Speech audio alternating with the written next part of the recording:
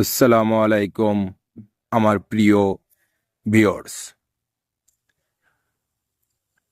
আজ যে গল্পটা আপনাদের সামনে উপস্থাপনা করব আমার জীবনে ঘটে যাওয়া অলৌকিক এক ঘটনা। আমি একটা ছোট্ট ক্ষুদ্র ব্যবসায়ী। বাজারে আমার একটা ছোট্ট দোকান আছে। আমি প্রতিদিনের ন্যায় দোকান থেকে বাসায় যাই। কখনো কোনো দিনও সমস্যা হয় নাই। হঠাৎ ওই দিন আমার যেতে বাজারে অনেক বেচা কেনা হয়েছিল। ওই দিনকে রাতে আমার অনেকটা রাত হয়ে গিয়েছিল। আমার বাসা ছোট্ট একটা গ্রামে ভিতরে লাস্ট প্রান্তে আমার বাসা। আমার বাসায় যেতে খানিকটা একটা জঙ্গল পড়ে, সাইডে বড় পুকুর, মাঝখান দিয়ে একটি ছোট রাস্তা। ওই রাস্তা ধরে প্রতিনিয়ত আমার যেতে হয়। হঠাৎ ওদিন আমার অনেক রাত হয়ে গিয়েছিল। রাত আনুমানিক 10টা কিংবা 11টা হইব। আমি যাচ্ছিলাম বাসায়। যেতে যেতে দেখি বাসার মাঝপথে যাওয়ার যে মাঝপথে রাস্তায় হঠাৎ দেখি একটা বিশাল এক আওয়াজ। আমি আওয়াজটা পেয়ে অনেকটা ভয় পেয়ে গেলাম। আমার হাতে ছিল একটা টর্চ লাইট। চতুর্দিকে আলো দিতেছি, মারতেছি, কিছুই দেখতে পেলাম না। তারপরে আমি অনেকটা ভয় পেয়ে আমি অনেক দোয়া কালাম পড়ে আমি আস্তে আস্তে সামনের দিকে অগ্রসর হতে লাগলাম। হঠাৎ দেখি কিছু দূর যাওয়ার পরে এক ভয়ানক কালো অভয়ক আমার সামনে এসে হাজির। আমি অনেকটা ভয় পেয়ে গেছিলাম। কি বলবো, আমি ভাষা হারিয়ে ফেলেছিলাম। আমি কিছুই বলতে পারছি না। তারপরে মৃদু স্বরে আমি বললাম, আপনি কে? আমার পথ আটকিয়েছেন কেন? কালো অভয়কটা কোনো জবাব দিল না। আমি আবারও ভীত কণ্ঠে বললাম, আপনি কে? আমি তো আপনার কোনো ক্ষতি করি নাই। আপনি আমার কাছে কি চান? কালো অভয়কটা আমাকে বলল, তোর কাছে আমি কিছুই চাই না। তুই আমার যাও, আমি এখানে বসেছিলাম। তোর এই টর্চ লাইটের আলোয় আমার অসুবিধা হচ্ছিল। তুই এত রাতে কেন আমারে ডিস্টার্ব করলি? আমি মৃদুস্বরে বললাম কালো অভয়কটাকে, দেখুন, আমি তো প্রতিদিন সকাল করেই বাসায় যাই। আজ বাজারে অনেক ভিড় ছিল, এই জন্য আমার আজকে একটু দেরি হয়েছে। বলে আমি রাত হয়ে গেছে, এই জন্য আমার আজকে একটু দেরি হয়ে গেছে। সে আমার কোনো কথা শুনল না। আমাকে রীতিমতো সে আমার সামনের দিকে তেড়ে আসতে লাগলো। আমি ভয় পেয়ে বললাম, প্লিজ আমাকে কিছু করবেন না, আমাকে ক্ষমা করে দিন। আমি আর কখনো এই রাস্তা দিয়ে রাত করে বাসায় ফিরব না।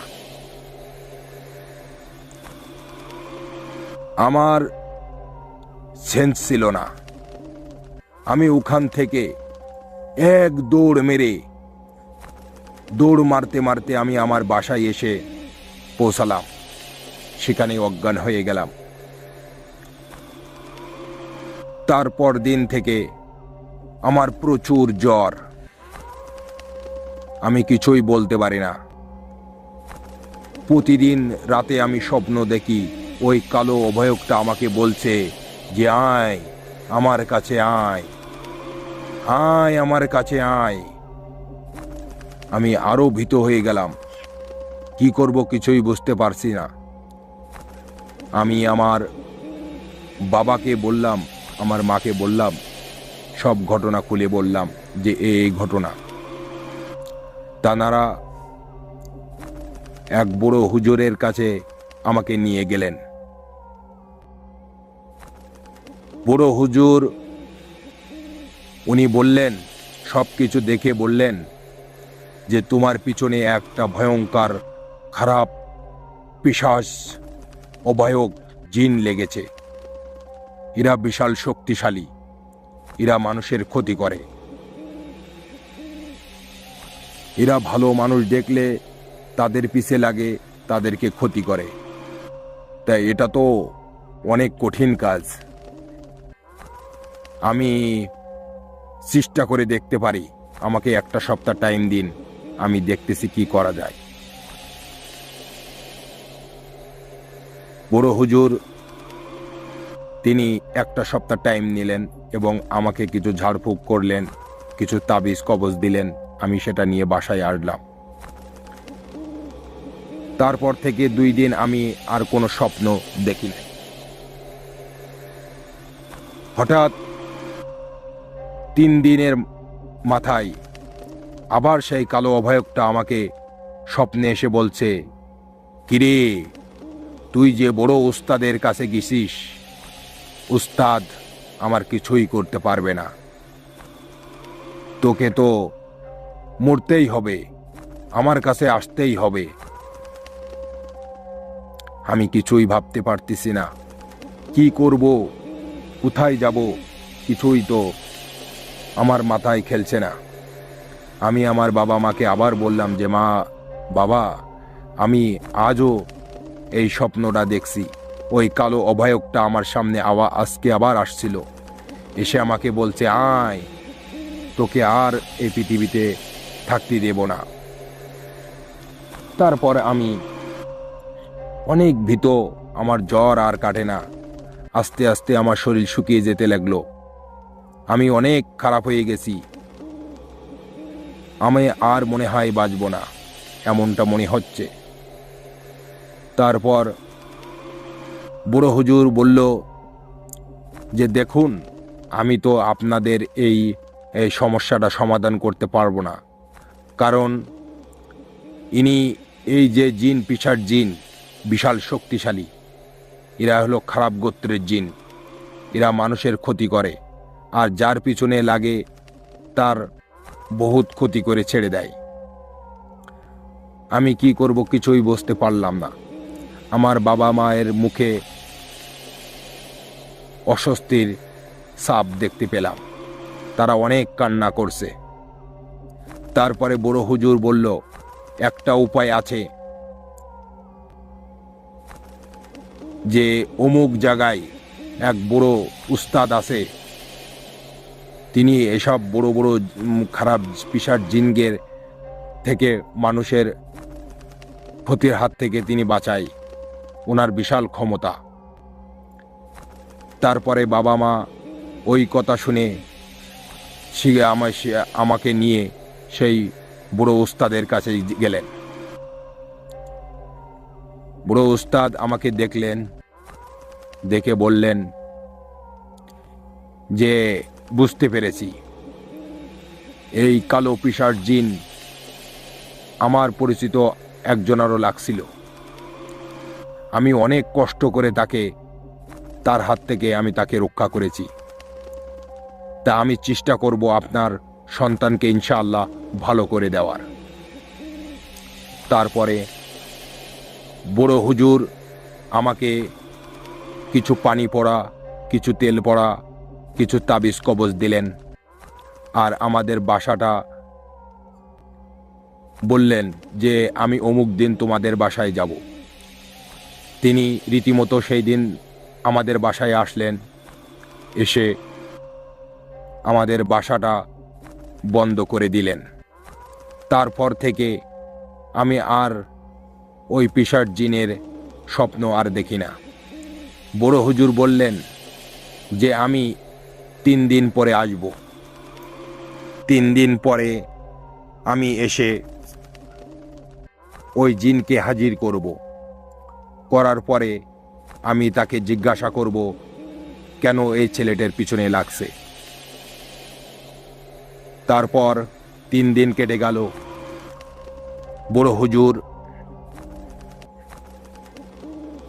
সঠিক সময়ে এসে আমাদের বাসায় হাজির। সন্ধ্যাবেলা মাগরিবের নামাজ পড়ে বুড়ো হুজুর আমার আম্মাকে বললেন যে আমাকে একটা ঘর রেডি করে দিন, ওই ঘরে যেন কেউ না যায়। আমি যখন ডাকবো তখন আপনারা আসবেন। বুড়ো হুজুরের সাথে ছিল এক বুড়ো বাবা জিন। সেই জিনের হাত দ্বারাই ওই পিশাচ জিনকে বুড়ো হুজুর হাজির করলেন।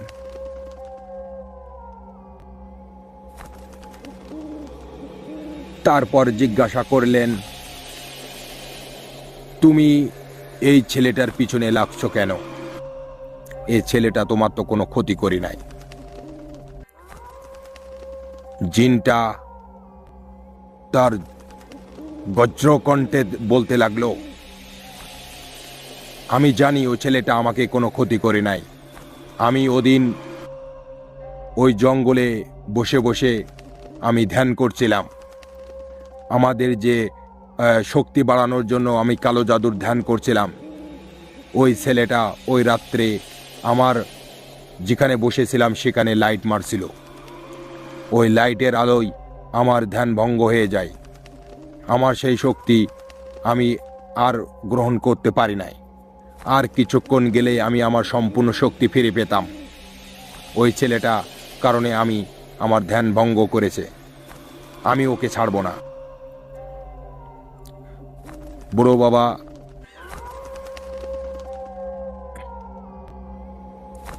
তখন উস্তাদ বললেন যে দেখো, ওই ছেলেটা তো ইচ্ছে করে তোমাকে লাইট মারে নাই। প্রতিদিনের ন্যায় ও বাসায় ফিরছিল। ওদিন একটু রাত হয়ে গিয়েছিল, এই জন্য বাসায় আসতে ওর একটু লেট হয়েছে। যার কারণে ও তো ইচ্ছা করে তোমাকে কিছু করে নাই। তুমি ছেলেটাকে ছেড়ে দাও।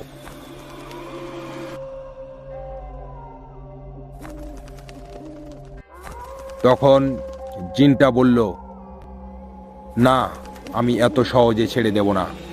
আমার এতদিনের তপস্যা ও নষ্ট করে দিয়েছে, আমি ওকে ছাড়ব না। তখন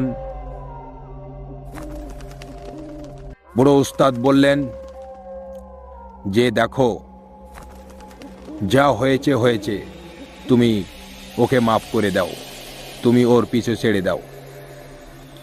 অনেক অনুরোধ বিনিরোধ করায়ও বুড়ো সেই পিশাচ জিন ছাড়তে রাজি না। তারপর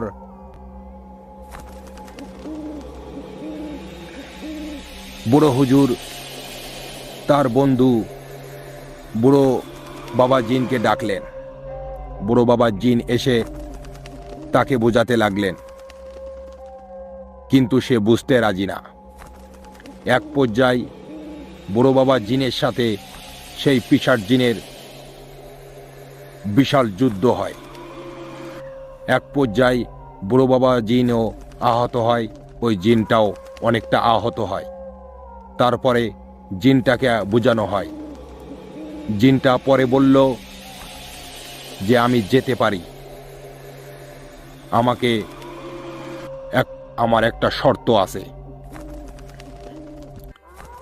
তখন বড় হুজুর বললেন যে কি শর্ত বলো, তোমার সব শর্ত আমরা মেনে নিব। তখন সেই পিশাচ জিনটা বলল, আমার একটা কালো ছাগল দিতে হবে।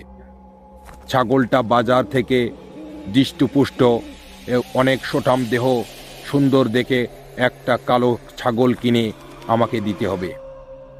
আর ছাগলটা এক দামে কিনতে হবে, কোনো দরদাম করা যাবে না।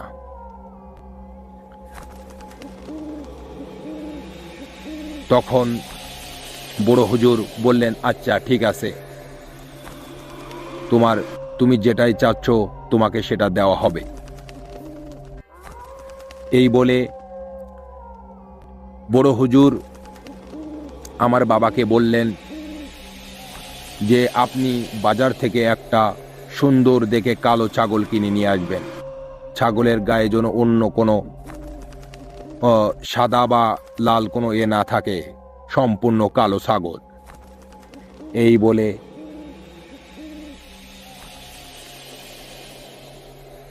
বড় হুজুর তার বাসায় চলে গেলেন। তিনি বললেন, 2 দিন পরে আমি আসব, আপনি ছাগলটা কিনে রাখবেন। 2 দিন পরে আমি ওই জিনটাকে হাজির করে সে তাকে দিব। আমার বাবা বাজারে চলে গেলেন, এক দামে একটা কালো ছাগল কিনে নিয়ে আসলেন। তারপরে সেই ছাগলটা নিয়ে আসার পরে বড় হুজুরকে খবর দেওয়া হলো, তিনি আসলেন। সেদিনকে ন্যায় তিনি আবার সেই জিনটাকে হাজির করলেন। হাজির করার পরে বড় হুজুর বললেন, তোমার কথা মতো আমরা এক দামে এই কালো ছাগল কিনে এনেছি, বলো তোমার এই ছাগলটা কোথায় দিয়ে আসবো? তখন সেই পিশাচ জিনটা বলল, আমি যেখানে আমার ধ্যান ভঙ্গ করছিল ওই জঙ্গলে, ওই জায়গায় এই কালো ছাগলটা সন্ধ্যাবেলায় বেঁধে রেখে আসবেন, তারপরে আমি ওখান থেকে নিয়ে নেব। রীতিমতো সেই কথা সেই কাজ। আমার বাবা আর বড় হুজুর যে সেই ছাগলটা সেখানে বেঁধে রেখে আসলেন সন্ধ্যাবেলা। তারপর থেকে সেই পিশাচ জিনটা আমার আর পিছে লাগি নাই। সেই পিশাচ জিনটা আর কখনো আমাকে দেখা দেয় নাই। এটা একটা অলৌকিক ঘটনা, হঠাৎ ঘটে যাওয়া আমার জীবনের বাস্তব কাহিনী। এই গল্পটা যদি আপনাদের ভালো লেগে থাকে আপনারা কমেন্ট বক্সে কমেন্ট করবেন। আর আপনাদের যদি এমন কোনো গল্প জানা থাকে, অলৌকিক ঘটনা আপনাদের জীবনের সাথে যদি ঘটে থাকে, তাহলে আমাদের সাথে দ্য স্টার মেগা বক্সে কমেন্টে যোগাযোগ করবেন, গল্প পাঠাবেন। আমি এই গল্প দর্শকের সামনে উপস্থাপনা করব। সবাই ভালো থাকবেন, সুস্থ থাকবেন। সালাম আলাইকুম।